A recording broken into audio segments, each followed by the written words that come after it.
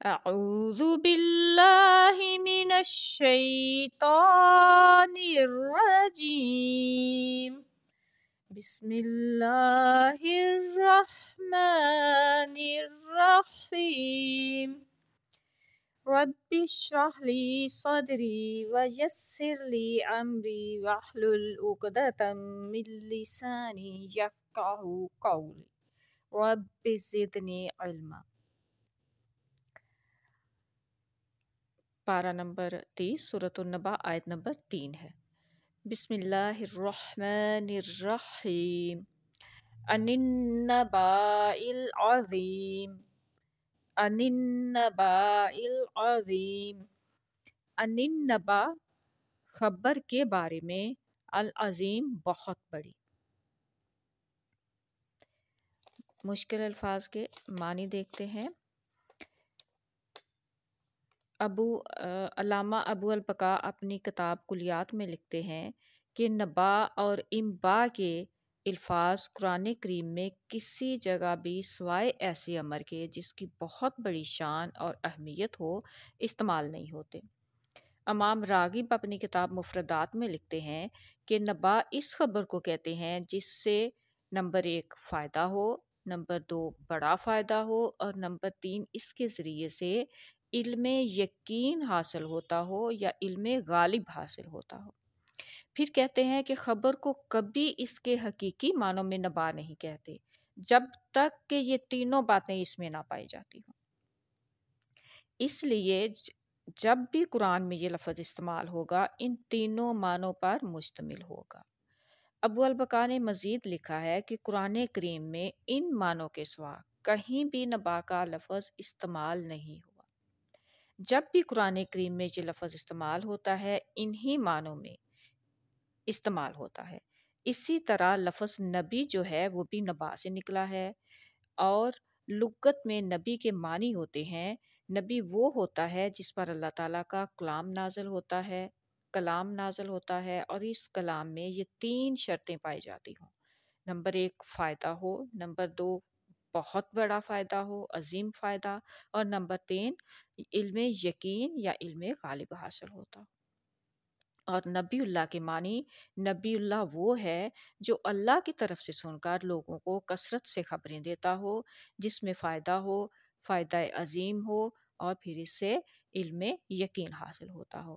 یعنی علم یقین جو ہے غیب علم یقین اس طرح سے ہوتا ہے کہ جیسے باہر سورج نکلا ہوا ہو اور آپ دیکھ کر آپ کو یقین ہوتا ہے کہ باہر سورج نکلا ہوا ہے، اور یہ غیب کی خبر پر اتنا ہی یقین ہو جتنا باہر سورج کو دیکھ کر یقین ہے کہ سورج نکلا ہوا ہے۔ اب ہم اس کی تفسیر دیکھتے ہیں اس آیت کی۔ پچھلی آیت میں اللہ تعالیٰ نے سوال کیا تھا کہ وہ لوگ کس کے بارے میں ایک دوسرے سے سوال کر رہے ہیں۔ اب اللہ تعالیٰ اس آیت میں آیت نمبر 3 میں آیت نمبر 2 کا جواب دے رہے ہیں خود ہی کہ یہ لوگ سوال کر رہے ہیں ایک عظیم خبر کے بارے میں۔ مطلب یہ کہ خدا تعالیٰ جانتا تھا کہ ان کا سوال علم کی کمی کی وجہ سے یا جہالت کی وجہ سے نہیں تھا، بلکہ نبائے عظیم کے متعلق تھا، یعنی عظیم و شان خبر کے بارے میں۔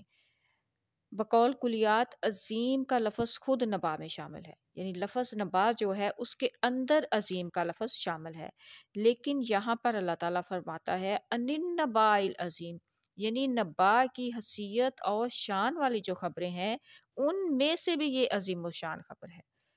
مطلب یہاں پر تھوڑا سا اس لفظ کو سمجھنے کی ضرورت ہے کہ نبا جو لفظ ہے اس کے اندر یہ شامل ہے کہ عظیم و شان خبر، لیکن یہاں نبا کے ساتھ عظیم دوبارہ لایا گیا ہے، پھر لفظ عظیم لگایا گیا ہے، تو اس کا مطلب ہے کہ جو عظیم خبروں ہیں ان کی بھی سردار خبر، جس طرح رسول کریم صلی اللہ علیہ وسلم تمام نبیوں کے سردار ہیں، اس طرح عظیم خبروں کی سردار، یعنی کہ عظیم اس سے بھی زیادہ بڑی خبر، یعنی نبا کی حیثیت اور شان والی جو خبریں ہیں۔ نبا کی حیثیت کیا تھی کہ جس میں فائدہ ہو، عظیم فائدہ ہو، اور علم یقین ہو، یعنی کہ وہ ایک عظیم خبر ہو۔ تو نبا کی جو حیثیت والی خبریں ہیں اور ان میں سے بھی یہ عظیم و شان خبر ہے، گویا بڑیوں میں سے بڑی اور عظیمیوں میں سے عظیم ہے۔ جب نبا خود اپنے اندر ایک عظمت اور شان رکھتی ہے تو اس کے ساتھ عظیم کا لفظ لایا جانا بتاتا ہے کہ اس کے معنی ہے کہ بڑیوں میں سے بڑی، عظیمیوں میں سے عظیم اور شاندار خبروں میں سے شاندار خبر ہے۔ تو اب نبا کا جو اصل معنی ہے اس کو سامنے رکھتے ہوئے ایک تفسیری ترجمہ اس طرح سے ہوگا کہ یہ لوگ سوال کرتے ہیں اس خبر کے متعلق جو شاندار خبروں میں سے بھی شاندار خبر ہے۔ مفسرین نے نبا کے حوالے سے کچھ معنی درج کیے ہیں۔ نبا سے مراد بعض نے قرآن کریم لیا ہے، یعنی کہ جو عظیم خبر ہے اس کا مطلب ہے قرآن کریم، اور بعض نے اس عظیم خبر کو بس بعد الموت کہا ہے۔ ابن کثیر میں قتادہ اور ابن زید لکھتے ہیں کہ نبا عظیم سے مراد بس بعد الموت ہے، یعنی مرنے کے بعد دوبارہ اٹھایا جانا۔ ابن کثیر میں ہی مجاہد لکھتے ہیں کہ نبا عظیم سے مراد قرآن کریم ہے، اور اس سے پہلی جو صورت ہے یعنی سورہ المرسلات، اس میں قرآن کے ساتھ غلبہ قرآن کا بھی ذکر آیا ہے۔ تو یہاں پہ یہ 3 خبریں جو ہیں وہ نبا عظیم میں شامل ہو گئی ہیں۔ نمبر 1 بس بعد الموت، نمبر 2 غلبہ قرآن، اور نمبر 3 غلبہ اسلام۔ یعنی یہ تینوں خبریں جو ہیں وہ عظیم و شان خبر ہیں، وہ نبا عظیم ہے۔ تو اب پچھلی آیت میں جو لوگ سوال کر رہے تھے کہ وہ اللہ تعالیٰ کہتا ہے کس کے بارے میں سوال کر رہے ہیں، تو وہ اس جو عظیم خبر ہے اس میں یہ 3 خبریں شامل ہیں۔ ان تینوں خبروں کے بارے میں وہ آپس میں ایک دوسرے سے سوال کر رہے تھے۔ اب یہاں پر ایک سوال یہ ہو سکتا ہے کہ یہاں کون سی بات مراد ہے اس آیت میں؟ یہاں نبا عظیم سے 3 باتیں جو ہیں وہ لی گئی ہیں، اور ان کے متعلق ایک شبہ جو ہے اس کا ازالہ دیکھتے ہیں کہ قرآن کریم جو ہے وہ کلام الہی ہے، اور یہ بعض جگہوں پر ایک ہی دلیل سے کئی مضمون جو ہیں وہ ثابت کرتا ہے۔ یعنی کہ نبا عظیم ایک لفظ استعمال ہوا تو یہاں یہ نہ سمجھا جائے کہ صرف ایک خبر ہے، بلکہ قرآن کریم وہ ہے کہ جو ایک دلیل سے ایک سے زیادہ مضمون جو ہے وہ ثابت کرتا ہے۔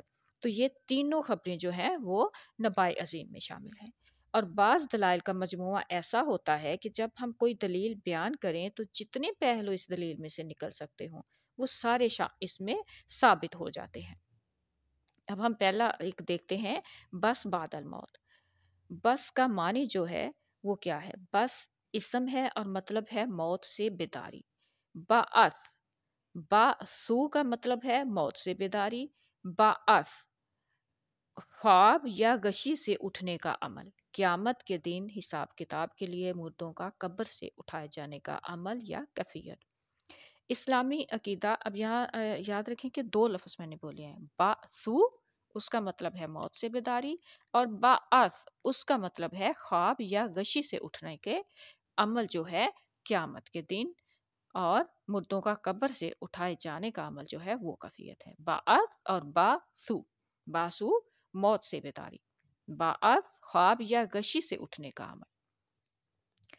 اب اسلامی عقیدہ کے مطابق جو ہے ہر شخص کو موت کے بعد زندہ ہو کر اللہ تعالیٰ کی بارگاہ میں اپنے اعمال کا حساب دینا ہے، جس کے نتیجے میں وہ جہنم یا جنت کی صورت میں سزا و جزا سے ہمکنار ہوگا۔ اس زندگی کا نام آخروی زندگی ہے۔ خدا تعالیٰ نے قرآن میں بارہا فرمایا کہ جو کچھ بھی عمل کرتے ہو روز قیامت اس کا حساب دینا ہوگا۔ بس بعد الموت کو سمجھنے کے لیے، اس کو ثابت کرنے کے لیے، ہم یہاں پہ ایک اور بیچ میں ہیڈنگ ہے کہ بس بعد الموت اور بس روحانی۔ بس روحانی کیا ہوتا ہے، اس میں تعلق کیا ہے بس بعد الموت میں، اور بس روحانی میں کیا تعلق ہے؟ اگر یہ چیز ہمیں سمجھ آ جائے گی تو بس بعد الموت بھی آسانی سے سمجھ آ جائے گا۔ بس بعد الموت در حقیقت بس روحانی کے مشابہ چیز ہے، یعنی اسی سے ملتی جلتی چیز ہے یہ۔ اور بس روحانی کا مطلب اس دنیا میں روحانی زندگی، جو ہماری زندگی چل رہی ہے، ہماری زندگی 2 طرح کی ہے، اور اگر اس دنیا میں روحانی زندگی ہے تو پھر ایک دلیل دوسری دلیل کو ثابت کر دیتی ہے۔ تو بس روحانی اس بات کا ثبوت ہوتی ہے کہ بس بعد الموت بھی ہوگی، اور بس بعد الموت اس بات کا ثبوت ہے کہ بس روحانی بھی ضرور ہوتی ہے۔ گویا ان دونوں سوالوں کا جو انحصار ہے وہ ایک دوسرے پر ہے، اور چونکہ روحانی زندگی جو اس دنیا میں حاصل ہوتی ہے، اس کے متعلق قرآن کریم صرف اور صرف قرآن کریم یہ دعویٰ کرتا ہے کہ اس زمانہ میں روحانی زندگی بخشنے والا میں ہوں۔ اس لیے یہ بھی پہلے دونوں سوالوں کے ساتھ شریک ہو جاتا ہے، یعنی جس دلیل سے یہ ثابت ہوگا کہ اس دنیا میں روحانی زندگی ہے، وہ قرآن کریم کے دعویٰ کے مطابق یہ بھی ثابت کرے گی کہ قرآن کریم سچا ہے، کیونکہ قرآن کریم ہی یہ دعویٰ کرتا ہے کہ اس زمانہ میں روحانی زندگی بخشنے کے لیے وہ مقرر ہے۔ بس ایک ہی دلیل سے یہ تینوں باتیں ثابت ہو جائیں گی۔ بس جب یہ ثابت ہو جائے گا کہ روحانی درجے جو نہایت اعلیٰ درجہ کے ہیں انسانوں کو اس دنیا میں ملتے ہیں، انسان کو اس دنیا میں ملتے ہیں، تو اس کے ساتھ یہ بات بھی ثابت ہو جائے گی کہ قرآن کریم ہی یہ درجے بخشنے والا ہے۔ یعنی کہ اگر یہ بات ثابت ہو جاتی ہے کہ انسان کو اس دنیا میں روحانی درجے ملتے ہیں، تو یہ بھی ثابت ہو جائے گا کہ کیونکہ قرآن کریم یہ درجے بخشنے والا ہے، قرآن نے دعویٰ کیا ہے کہ میں ہی روحانی درجے بخشتا ہوں یا روحانی زندگی دینے والا ہوں، تو قرآن جو ہے وہ بھی ثابت ہو جائے گا کہ قرآن سچا ہے۔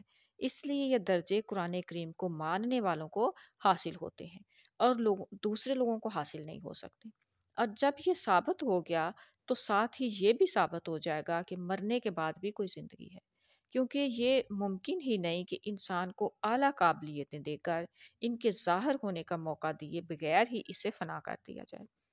بس یہ ثابت ہوا کہ بس بعد الموت بس روحانی کا منبع ماوا ہے۔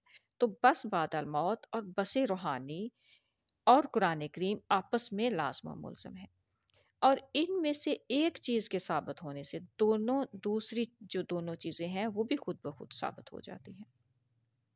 مزید تفصیل کے لیے تفسیر کبیر والیوم 8 پیج نمبر 56 ہے۔